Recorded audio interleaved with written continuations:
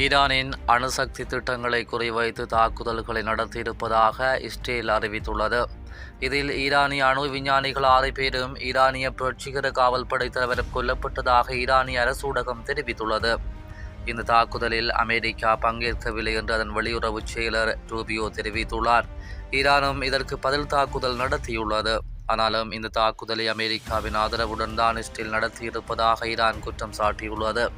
அத்துடன் இஸ்ரேல் தங்களது பதிலடியை எதிர்கொள்ள வேண்டியிருக்கும் என்றும் ஈரான் எச்சரித்துள்ளது. இந்த நிலையில் டெஹ்ரான் மீது மீண்டும் தாக்குதல் நடத்தப்பட்டிருப்பதாக தகவல்கள் வெளியாகியுள்ளன.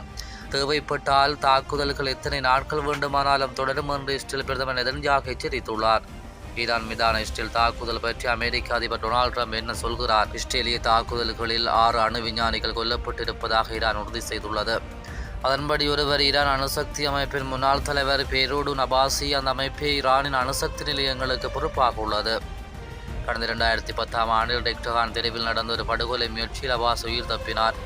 மற்றொருவர் டெஹ்ரானில் உள்ள இஸ்லாமிய ஆஷாத் பல்கலைக்கழகத்தின் தலைவர் முகமது மெக்தி தெஹ்ரான்சி, அப்துல் ஹமீத் மினோஜோர், அஹ்மத் ரெஷா ஜோல்பாகரி, அமீர் கொய்ஷைன் பெக்கி ஆகியோர் டெஹ்ரானின் ஷாகித் பெக்ஸ்டி பல்கலைக்கழகத்தில் கல்வியாளர்களாக இருந்தனர்.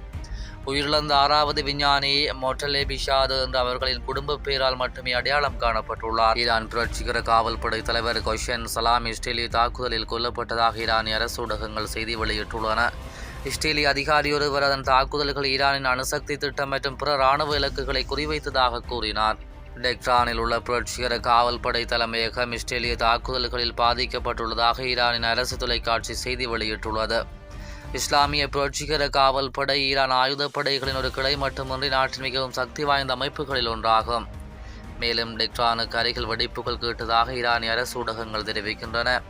டெஹ்ரானின் வடகிழக்கில் வெடிப்புகள் கேட்டதாக ஈரானிய அரசு நடத்தும் நூர் நியூஸை மேற்கோள் காட்டி ராய்ட்டர்ஸ் முகமை செய்தி வெளியிட்டுள்ளது. வெடிப்புகளுக்கான காரணம் உடனடியாக தெளிவாக தெரியவில்லை.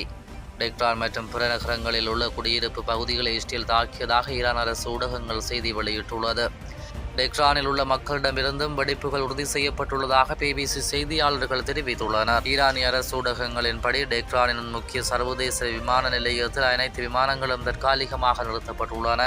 ஈரான் மீது இஸ்ரேல் தாக்குதல் நடத்தியதை இஸ்ரேல் பிரதமர் நெதன்யாகு அதிகாரப்பூர்வமாக உறுதிப்படுத்தியுள்ளார். செய்தியாளர்களிடம் பேசிய இஸ்ரேல் பிரதமர் நெதன்யாகு ஈரானின் ஆயுத திட்டத்தின் இதயத்தை குறிவைத்து தாக்குதல்கள் நடத்தப்பட்டதாக கூறினார். ஈரான் அணுசக்தி செறிவூட்டல் திட்டத்தின் மையத்தில் இஸ்ரேல் தாக்குதல் நடத்தியதாக அவர் தெரிவித்தார். ஈரான் தலைநகரான டெஹ்ரானில் இருந்து 225 கிலோமீட்டர் தெற்கே உள்ள நடான்ஸ் என்ற நகரில் உள்ள ஈரானின் முக்கிய செறிவூட்ட நிலையத்தை இஸ்ரேல் தாக்கியதாக நெதன்யாகு கூறினார். ஏப்ரல் 2021 அதே வசதியின் மீது இஸ்ரேல் சைபர் தாக்குதல் நடத்தியதாக ஈரான் குற்றம் சாட்டியது. அணுகுண்டை உருவாக்கும் பணியில் ஈடுபட்டுள்ள ஈரானிய விஞ்ஞானிகளை இஸ்ரேல் குறிவைத்ததாக கூறியுள்ள நெதன்யாகு தாக்குதல்கள் எத்தனை நாட்கள் வேண்டுமானாலும் தொடரும் என்று எச்சரித்தார்.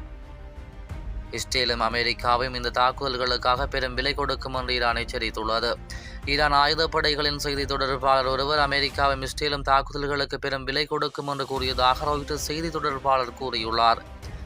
அமெரிக்க அதிபர் டொனால்ட் ட்ரம்ப் ஈரான் மீதான இஸ்ரேல் தாக்குதல்கள் பற்றி பாக்ஸ் நியூஸ் தொலைக்காட்சியில் பேசியுள்ளார்.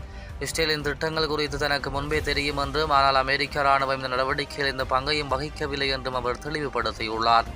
ஈரான் தனது அணுசக்தி திட்டத்தை கட்டுப்படுத்துவது குறித்து அமெரிக்காவுடன் பேச்சுவார்த்தைகளை தொடரும் என்று அவர் மீண்டும் நம்பிக்கை தெரிவித்துள்ளார். ஈரான் மீதான தாக்குதல்களில் அமெரிக்கா பங்கெடுக்கவில்லை என்று அமெரிக்க வெளியுறவு செயலாளர் மார்க்கோ ரூபியோ கூறியுள்ளார்.